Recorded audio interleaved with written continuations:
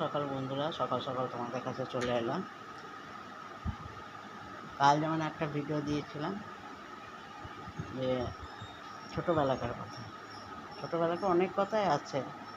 এখন সেগুলো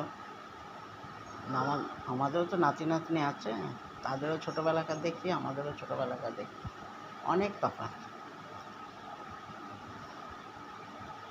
আমাদের বড় সংসার ছিল, 4 বন্ধু ভাই, মা বাবা, মাসি, কখনো মামা, কেউ না কেউ মায়ের কাছে এসে থাকতো। তো সেখানে আমরা গোটা ডিম কখনোই খেতে পাইনি। ছোটোতে খুব কম, মনেও পড়ে না, ওই ডিম অর্ধেক করে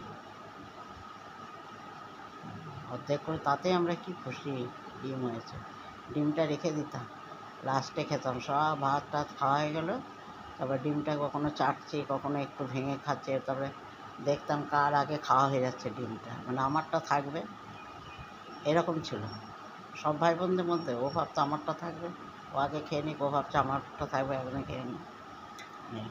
আর এখনকার তোমার সকালে ডিম সিদ্ধ জলখাবারে, তারপরে যেদিন ডিম হবে, দুপুরে যদি ডিম হলো ডিম, রাতে ডিম তো ডিম, তারপরে এগরোল খেয়ে নিচ্ছে।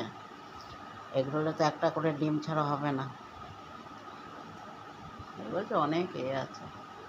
তবে তখনকার দিনে আনন্দটা খুব ছিল মানুষের মধ্যে, হিংসাটা জিনিসটা অতটা ছিল না এখন যে জিনিসটা আছে।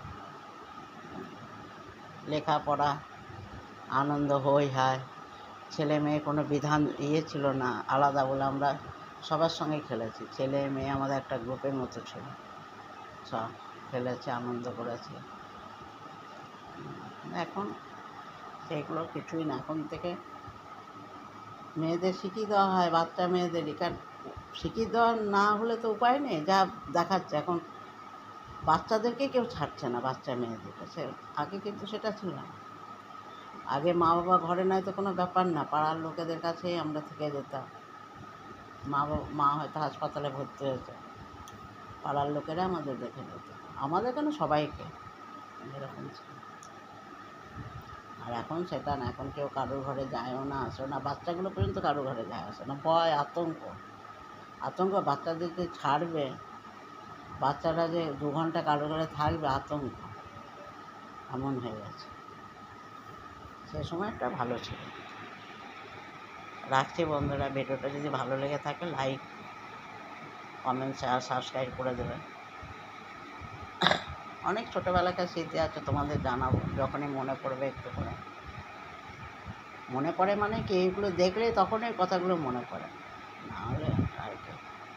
আগে আমরা কত আনন্দ ফুর্তি, হোলি খেলা, তারপরে বিকেলে খেলা, সকালে ঠিক সময় পেতাম না, যাই হোক। হ্যাঁ, অত আমাদের টিউশনি ছিল না, কিছু না। সেই জন্য মা বাবারা পড়িয়ে মানুষ করেছে আমাদের। কোথায় পাবে, তখন বেতনও কম ছিল। আমার বাবা অ্যাসিস্ট্যান্ট ড্রাইভার ছিল, আর ড্রাইভার না, অ্যাসিস্ট্যান্ট গার্ড ছিল, বেতনও সেই রকম ছিল না। আর বললাম তো এতগুলো মানুষ, তার মধ্যে মাসি ছিল, মাসি এখান থেকেই মায়ের কাছে থেকে টিউশনি করা, তারপরে নিজের চাকরি করা, সব মায়ের কাছ থেকেই করেছে। মামা ছিল, এক বড় মামা ছিল, সেও মারা গেছে, সেও ছিল এখানে, মাসিও মারা গেছে, মামাও মারা গেছে, মায়ের কাছে থাকতো বড় মামা। তারপরে কাকা জ্যাঠা সব তো আছে, আসা যাওয়া। তখন বাবার মামাতো ভাইরাও এসে এখানে থেকেছে। এখন মামাতো ভাই কি পিসতো ভাই কি, তা তো দূর, কেউ কাউকে চেনেই না, খোঁজ খবর নাই, কিছু না। রাখছি বন্ধুরা, নমস্কার।